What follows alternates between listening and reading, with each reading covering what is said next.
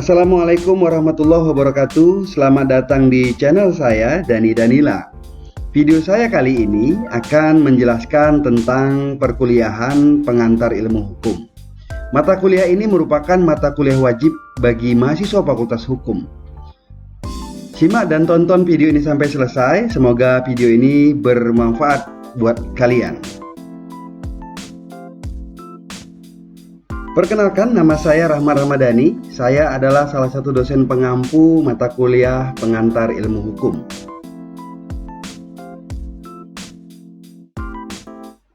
Pada slide pertama, silakan saudara-saudara perhatikan gambar ilustrasi yang ada di layar. Gambar pertama terlihat ada orang bingung melihat papan penunjuk arah. Kemudian gambar kedua, ada orang yang juga masih kebingungan untuk memilih arah jalan. Dan gambar ketiga, itu ada gambar yang mencerminkan hukum. Ya, ilustrasinya ada gambar buku dan gambar timbangan. Itu dianalogikan juga sebagai keberadaan suatu hukum. Baik, kita akan sambung ke slide berikutnya. Pemaparan berikut ini saya pinjam dari materi slide yang disusun oleh Dr. Haji Kuat Puji Praitno SHM. Beliau menguraikan bahwa ada posisi penting atau peran penting dari keberadaan suatu ilmu. Beliau menyatakan bahwa ilmu merupakan alat atau sarana utama untuk membuat suatu produk. Jadi semula dengan ilmu dibuatlah sebuah produk. Dalam analogi bidang hukum misalkan, dengan ilmu dibuatlah suatu undang-undang. Atau secara teknologi, contohnya misalkan ini ditampilkan dalam gambar, dengan ilmu dibuatlah sebuah mesin tik. Lalu berikutnya, dengan ilmu pula suatu produk yang diciptakan semula itu ditingkatkan kualitasnya atau bahkan dibuat produk baru. Contoh di pemaparan beliau ini disebutnya bahwa dengan ilmu tadi dibuat undang-undang, lalu dengan ilmu pula undang-undang itu diubah atau disempurnakan. Dalam aspek teknologi, ilustrasinya terlihat dalam gambar dari mesin tik, kemudian dengan ilmu pula teknologi dikembangkan menjadi teknologi komputer. Kemudian tingkatan lebih tinggi lagi, ilmu dijadikan sebagai alat atau sarana utama untuk menggunakan suatu produk dan melaksanakan atau untuk meningkatkan kualitas tugas atau pengabdian dari seseorang. Jadi ilmu tadi tidak hanya menciptakan produk, tetapi ilmu juga berperan bagaimana kemudian menggunakan produk itu.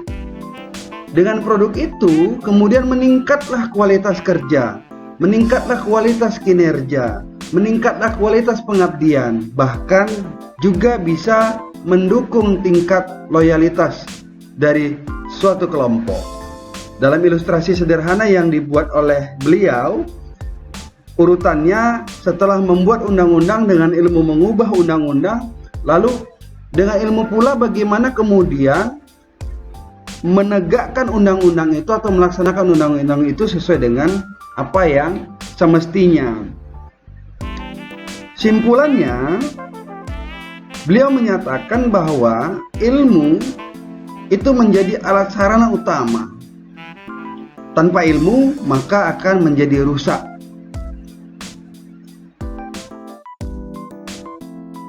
Baik, sekarang saya akan menjelaskan hubungan antara slide pertama dan slide kedua yang sudah saya tampilkan sebelumnya. Pada slide pertama tadi terlihat ya, ada gambar orang yang tersesat, tidak tahu arah. Kemudian ada juga gambar buku dan timbangan yang dianalogikan sebagai keberadaan suatu hukum. Lalu slide kedua, pemaparan tentang pentingnya ilmu.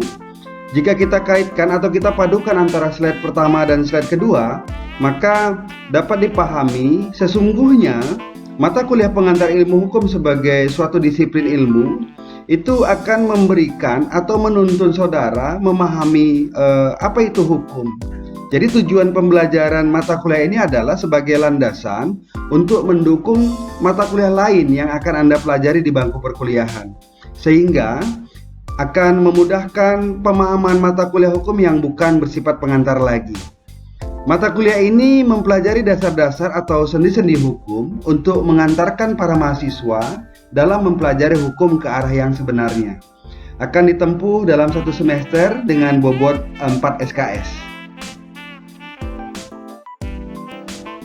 Untuk mencapai tujuan pembelajaran sebagaimana sudah saya sebutkan di slide sebelumnya, maka mata kuliah pengantar ilmu hukum memiliki capaian dan subcapaian pembelajaran atau CPMK dan sub-CPMK, yaitu pertama kita akan mempelajari tentang apa itu pengertian mata kuliah pengantar ilmu hukum sehingga kalian dapat menjelaskannya nanti.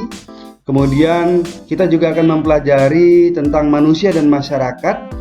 Lalu materi berikutnya adalah tentang kaidah hukum dan kaidah sosial lainnya.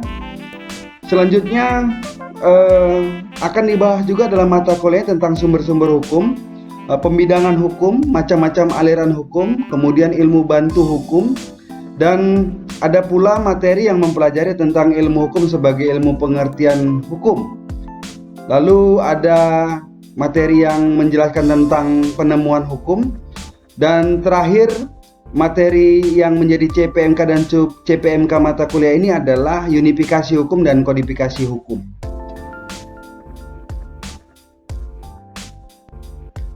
Lazimnya suatu proses pembelajaran perkuliahan, maka nilai menjadi faktor determinan yang ingin dicapai oleh para mahasiswa.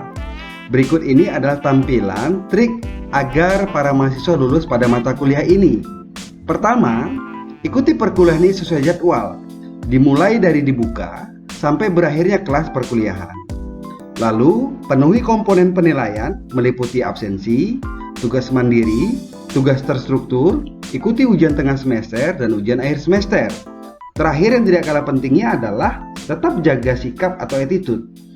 Komponen penilaian terdiri 4. Pertama, tatap muka. Unsurnya ada 30%. Kemudian tugas terstruktur sebesar 30%, tugas mandiri sebesar 30% dan attitude sebesar 10%.